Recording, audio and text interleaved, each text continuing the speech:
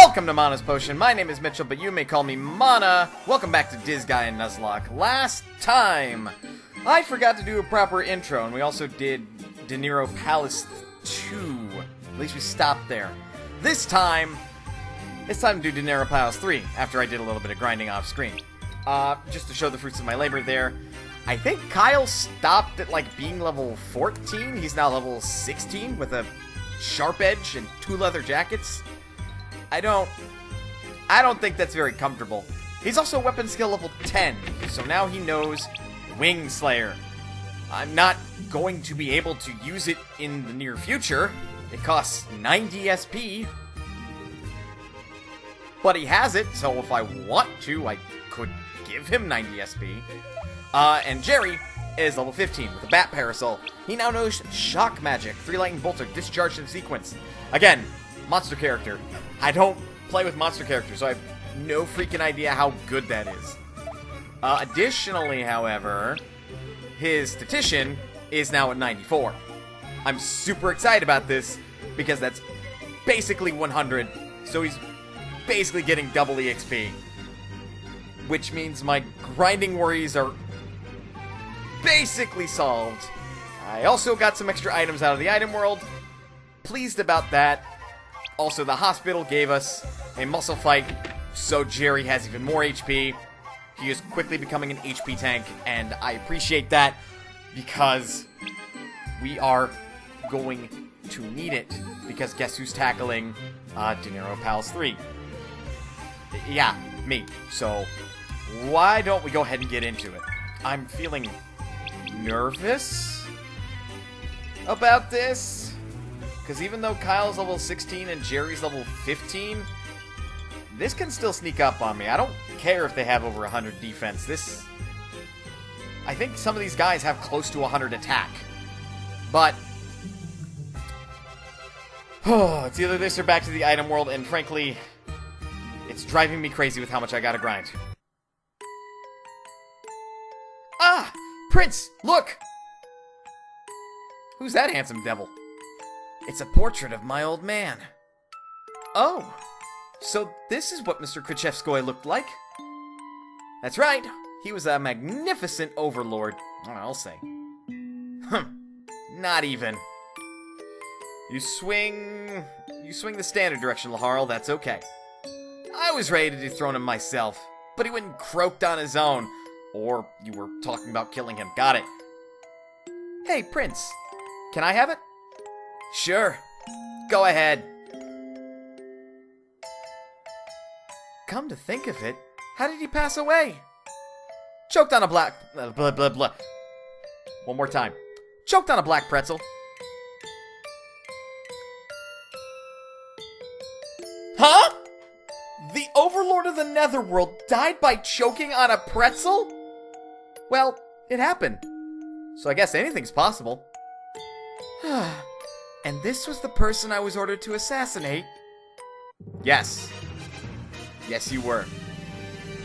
So, De Niro Palace 3, level 4, level 4, level 4, level 6, level 4, level 4, level 4, level 4, level 4, level 4, level 4, level 4, level 4, level 4, level 4, level 4. Level 10! Yep, there's the 100 attack I was worried about. Level 7 with 64 attack. These guys are all level 7. I did mention, right, that all these characters were level 4, but there's a lot of them. Most of them probably won't do anything for damage. Who I'm really worried about is Belle back here with 120 attack. So, barring her suddenly getting a big-ass crit on either one of these guys, we should be okay. Jerry's probably likely going to take the most damage. Aside from that, why don't we go ahead and handle one immediate problematic child, that being Cecil, real quick. Oh, no, I did turn them back on. Good me! Or rather, good for me. Shock Magic. As far as I can tell, it has a range of 2 directly in front of the ghost. So that's not the most useful to me at this juncture. I'm instead going to use the usual... What was your freaking... I wasn't reading. Pixie Magic. Right then. So, while they're doing this thing, I had a few things during grinding that just happened. It was a rough experience. There was a whole period while I was doing it that I was determined, I should say, to get... God, how am I going to do this facing? You're in range, aren't you? You are. Okay, keep facing that way, Kyle. To get more Mr. Gensi's exits, as well as get more healing items. So, of course, either way that you sliced it, a number of items would have to be jumped into for that purpose. And obviously there was some payout with that, but there wasn't enough, I would say. Because, like, I got some HP healing items. I was more interested in getting, like, HP healing items than I was getting SP restorative items. Though either or I would have taken. Just so long as I got more items.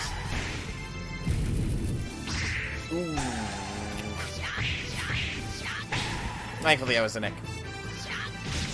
However, ow, Jesus. You see why I want to handle her, like, immediately? The shitty part is I'm poorly positioned for it, too.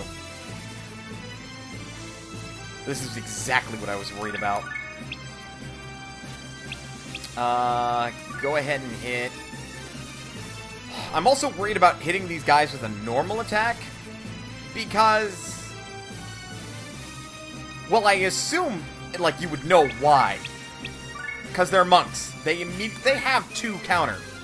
Sorry, I'm getting off topic. So hitting them with a normal attack increases the risks of me being hit back. And I don't want to get punched back. Most of them, it's not going to fucking matter. As you saw, most of them did 0 damage. For some of them, it's going to matter a whole hell of a lot. We'll see what happens. Good. Good. The best I can hope for right now is put their back to something. So that way they're not able to get back attacked. Unless you're a spear wielder and you go over here. Oh, God. Kyle, you're going to take so much damage. Because even with 137 defense, he still took 40 damage from that damn lance. Anyway. While I was grinding, I actually happened upon a, most interesting situation, I would say. And that interesting situation was a soft lock. This was when I was determined to grind for Mr. Gensi's exits, because I no longer have them, so if I ever go back into the item world, I have to clear at least 10 floors before I'm able to get out. So... that's a whole thing. Oh, thank God you didn't get the assist. And it made me consider, right? Because the rules of the Nuzlocke don't cover such a situation, you know? So at that juncture, I would have to ask myself, well, is that, like, am I going to let that slide? Am I going to allow that to stand? Is that the end of a run if you get soft locked? I don't know what kind of rules are in place for, like, Pokemon Nuzlocke, so honestly, that should be something I research before making a, quote, official statement. I say that as if I am, like, the guy who invented Disgaea Nuzlocke. I doubt I'm the only one. But for now, I would say, because it would be quite anticlimactic to just sort of... just end a run off of, I got soft lock in the item world, like, guess I'm done. I would say this. If you aren't able to escape from the item world with the Mr. Gensi's exit, but you can escape from the item world or from that floor by, I will say, quote, breaking the rules, unquote. So in my case, I'm not allowed to use story characters, but say I could throw Kyle over somewhere to access a geo symbol, because it was literally because there was a gatekeeper on an exit and the tile had the invulnerability geo symbol on it, and that geo symbol was 2 islands away.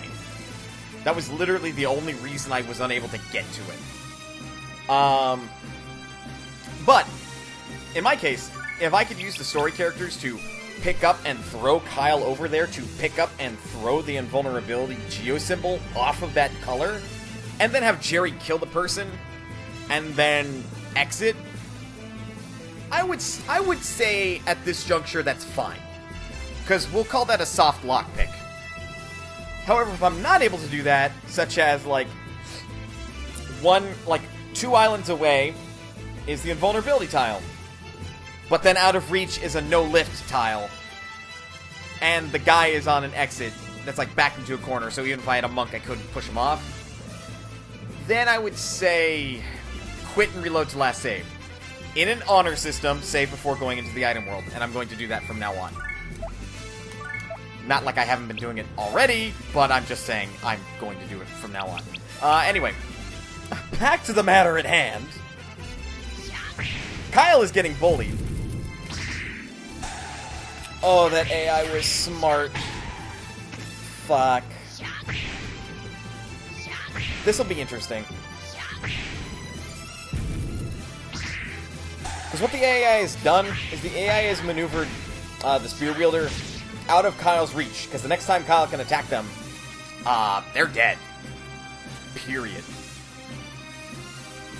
So with that in mind, I kind of have to get to work on this.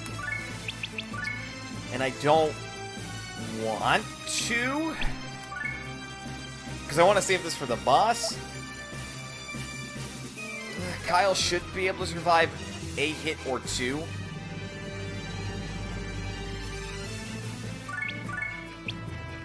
We'll go under pretense like he is.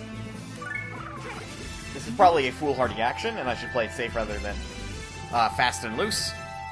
But, well, we're gonna play it fast and loose. I don't think there's any, like, other level 6s that can come in here and really jostle things up. I think I handled the one level 6. Yeah, it does look like that's the case. Okay. Unfortunately, that didn't kill anybody, so Jerry's just gonna have to chill there. Of course that didn't move, and of course you got the assist attack. Yeah, that's really what's got me worried, too. Uh-oh.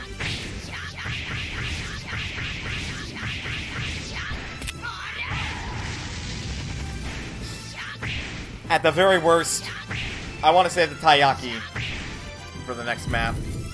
Period, because it's a full heal. God, that was unfortunate, getting a 4-person team attack on him. Yeah, I'm using a piece of candy. Oh, we'll use the rarer one. So you just chill there. Nobody moves, so it won't kill Flair, but it'll get Lena at least.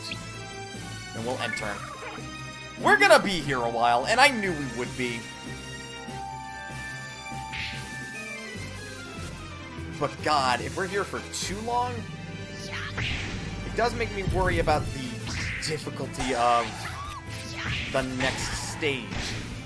Because that's the boss stage.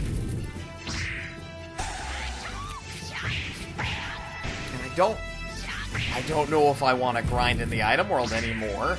I must be frank. However... Oh yeah, he had a counter up.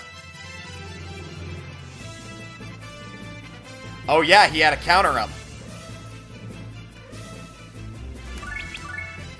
Belle just exposed herself. Cool. So we're going to do this. Jerry, you're fine, right? You should be fine. Keep working on this. Kyle, is Kyle out of range? No, Kyle's not out of range of the bows. And of course, the spearwoman is left with 1 HP. Nice. Let me see. Bows have an attack range of 3, so standing here, 1, 2, 3. Kyle is out of range. Okay, you're like the big one I'm worried about, so Kyle facing... Okay. 17 HP. It looks like a magic pixel. Like, come on, cut me some slack. It looks like 1 HP. They'll just move in for the kill. That was terrifying.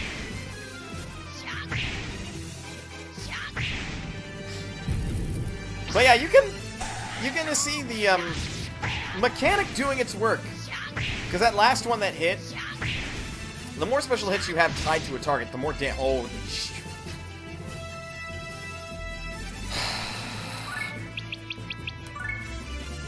okay. I hate doing that.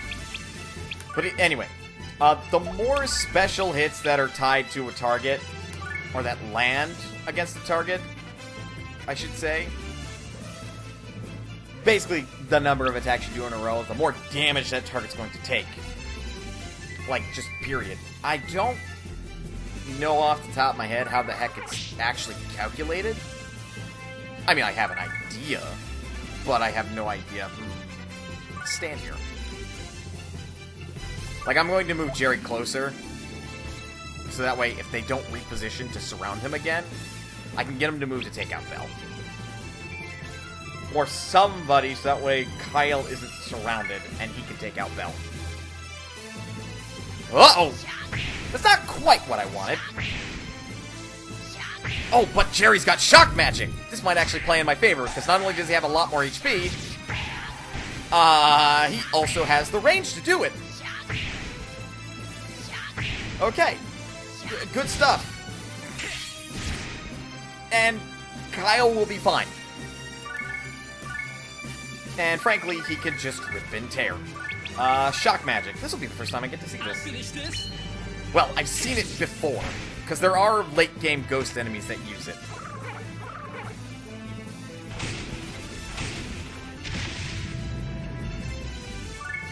Well, there goes the little bastard. Jerry killed the level 10 person. And, with that out of the way, we will win. I think the boss of the area is, like... God, I want to say he's, like, level 16. That's what I want to say. Ooh, you are out of SP. That's fine. Which, if that is actually the case, I really shouldn't take him on yet. Which is troubling, because I was hoping I'd get that chance today. Because I don't want to grind anymore, but that's because I just don't like grinding. Which is no excuse, all things considered. No, you're out of SP. So you retarget, and then this. Just so that way Kyle can start making his move against the archers. Hey, Jerry leveled up. He's now level 16. Alright, we're technically standing out of range. And we've now dealt with the hard part. Now, the tricky part is handling all these archers, because I don't think they'll move until they can target you. So saying that, obviously that's not true. Although, perhaps... most of them should be attacking out of range, so I'm just gonna have them move in. Perhaps on the first run of this map, they don't? Yeah, maybe they don't move on the first run of this map. I know, or at least I think I know, in future runs of this map, they are not locked to just sitting there like idiots, waiting for you to deliver to them their beatings. Because if you get into attack range, they will move and they will attack you. I just think on the first run, it's this way. Alright. Something else. Now we're about to win, so why don't we just go ahead and win out before I talk about that? Because it involves what I've heard about Disgaea 6. Because that's a thing. And I want to talk about, like, oops. I want to talk about, like, Nuzlocks in relation to Disgaea 6. We win! Hey, hey! We got a leather glove. Cool. 21 opponents! If it wasn't so goddamn risky, I would love to grind there. But boy, howdy. I mean, I suppose a way you could do it, especially in my situation, for that map, is you could set up, like, Kyle on, like, next to the base, and Jerry on top of the base, and have them just sit there while everyone else funnels in. Because then at most, they're unlikely to get a 4-person team attack on somebody, but only 2, 3 if we count the spear person, when they get in range, can attack a person at a time. So, that might be how I level grind. It's stupid risky without items, so we'll see. That's why I've been grinding in the item world. To get items and get traits and stats, so that way I could bulk some stuff up. Even though I haven't really been going after, like, defense up or attack up, which are stats I definitely should be going after. Though making grinding easier with that Imperial Seal and Statistician 94 is also kind of a good thing to go after, in my opinion. With that, how long have I been recording? For about... give or take about 3 minutes. So why don't I just go ahead and take this opportunity to, do something that's still arguably stupid, and, run promotion exams while I talk about what I've heard about Disgaea 6. So, I haven't done any research. This is just somebody who is as into this series as I am. That is to say, I'm kind of passively into this series, though I like it a lot because it contains quite a bit of content.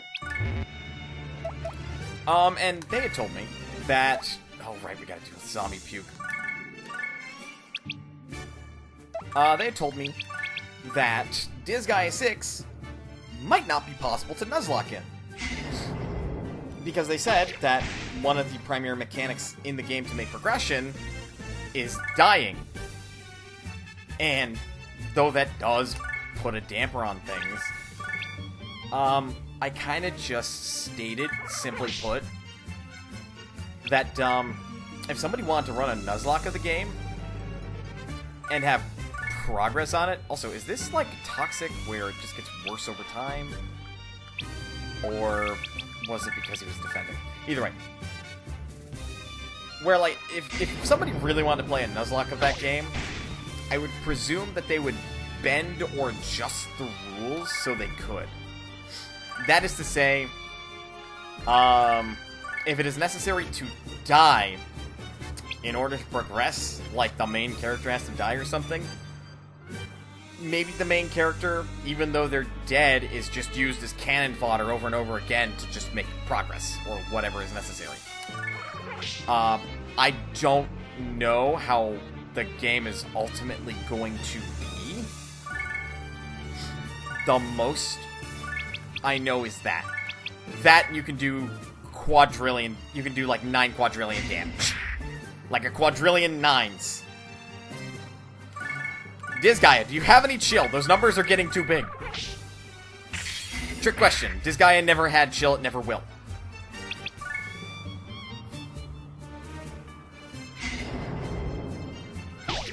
But yeah, it's very much the same situation in which how I'm running this Nuzlocke. Because if I wanted to make it a true blue Nuzlocke, all you really require are 2 rules.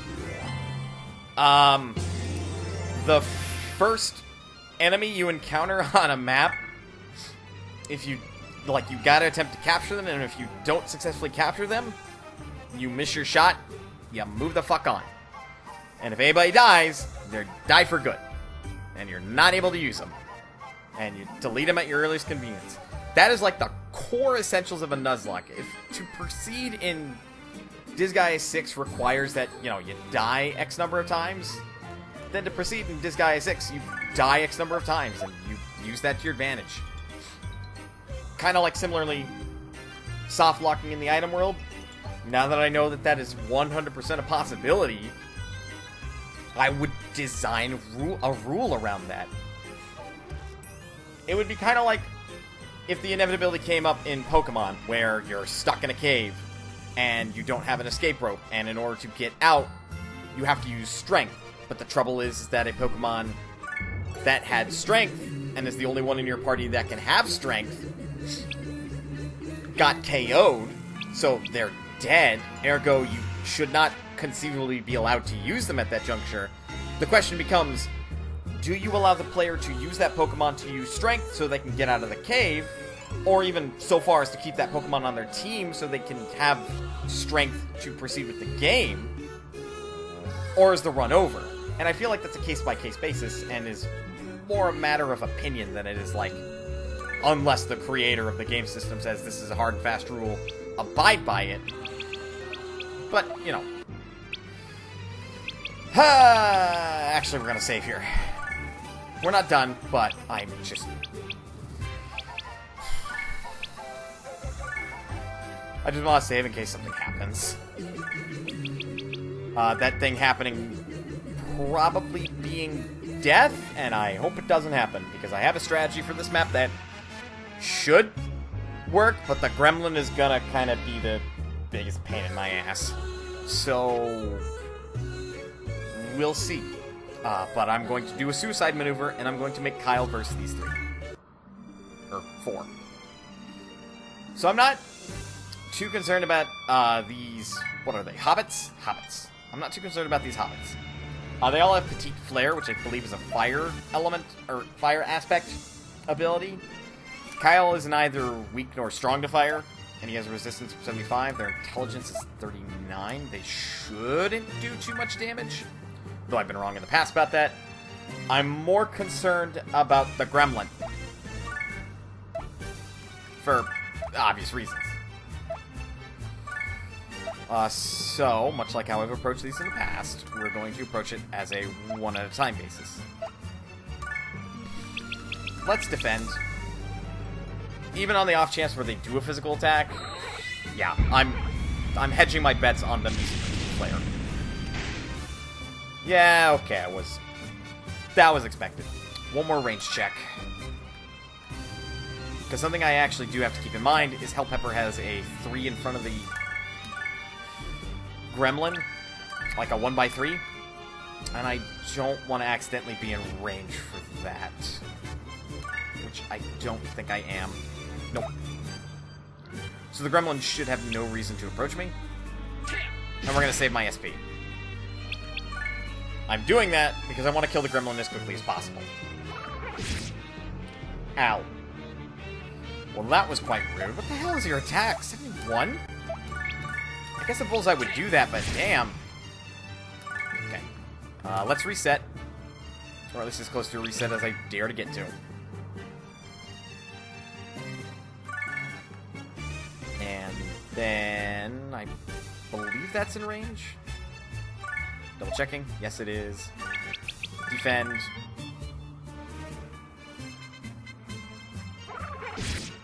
Like, I feel like for these missions, people generally come into these a lot better prepared than I am right now. Though, you know, you work with what you got.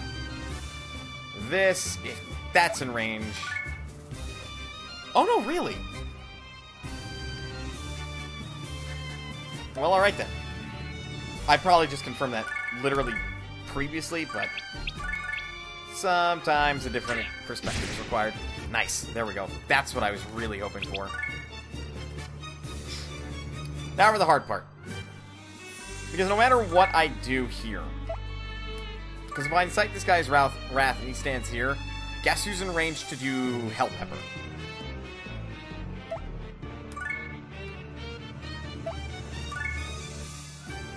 See what I mean?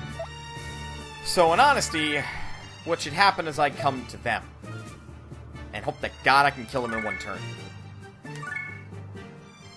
Because if I'm not, things might get a little messy. Thankfully this is only 10 SP, so... Wait. Can I? No. Not able to. So yeah, basically, I just got a Blade Rush and hope to God it actually kills. No, but it got close. I can take that. Oh, he went for the physical attack. That is unusual. I'm going to punish that, because this guy is actually a bigger concern than the Hobbit. Yes, I know in MMORPGs you're supposed to kill the ads first. I was hoping that would one shot, 2 shots fine, and at this stage I should win no matter what. Still no Hell Pepper. I'm actually surprised. I mean, I'll take the easy victory. Well, there's Petite Flare, which without guarding does 6 damage. Okay, yeah, there was, like, hardly any worry here. Kyle's level 3 for Demon ranking. Wonderful. Right. Let's see what he's got access to now. Namely, he could conceivably improve his own counterattack. Now, fun fact about this particular, bill. It's, like, nigh on impossible to, like, get this one to actually pass. Like, you either have to be loved by the council, or you just gotta force it. Because, for whatever reason, they don't like it when you improve yourself. I couldn't possibly tell you why. Maybe it's because if you're more powerful, that means they are not able to subjugate you as much and tell you what to do and boss you around. At this juncture, we could increase more expensive stuff even further.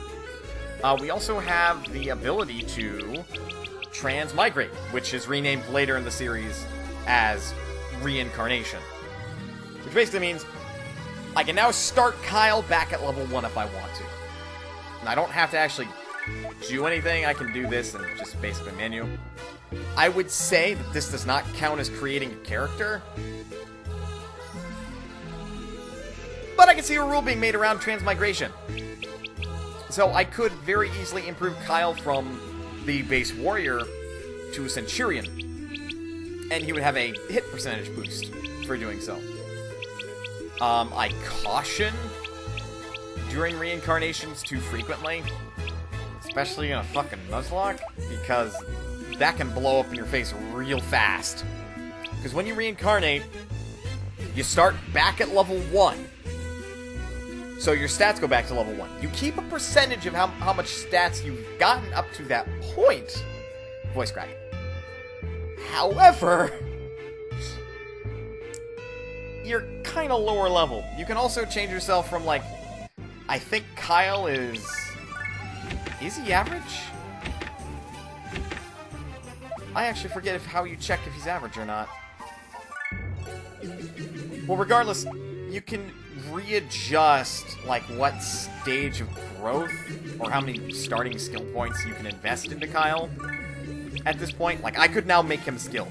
Couldn't make him distinguished. Definitely wouldn't be able to make him, like, genius. And you can see how much of his stats he would keep.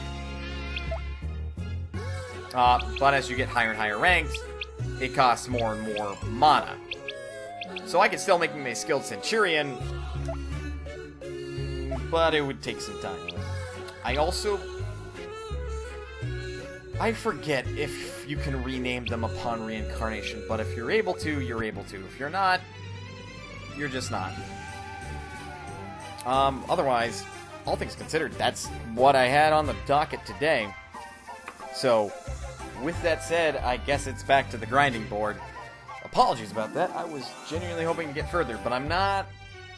At this stage, I am not willing to take any risks against the boss on the next stage, because,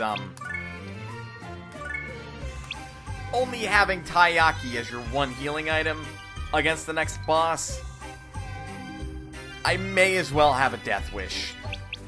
Well, I guess there's a Caterpillar Egg, but that only heals 30 HP. So, by next time, Kyle and Jerry, I was about to say Trevor, his name is not Trevor, Trevor was the cleric, may his soul rest in peace. Kyle and Jerry, the two of them should be higher leveled. Especially Jerry, if all things stay as they are, and he keeps his relic. His... You know, his Imperial Seal. I was gonna call it his Demon Sigil, which, I mean, I guess that's technically true, but I think that's actually another equip. Provided he keeps his, really? Really? Imperial Seal. Thank you, Brain. Gods. I'm just bumbling into the outro here. What was that outro? Here's a re-recorded actual one, I guess. And then I'll post that one as a blooper, I suppose. If you like the video, don't forget to give it a thumbs up and leave a comment if you want. I read the comments. If you want to see more videos like this, be sure to hit that subscribe button. Read the bell? Yes, read the bell. It says, press me and you won't miss a video notification, or at least you shouldn't. And, yeah, otherwise, thank you guys for watching. You're always welcome here at Monus Potion. And I will see you next time. Right. So, since I'm screwing things up, why don't I intentionally screw things up at this point? Don't forget to hit that bell if you liked it. If you want to see more videos like it, hit that thumbs up. And, subscribe too, I guess. You're always welcome here at Monus Potion, and I will see you next time. Fuck it, we'll keep it!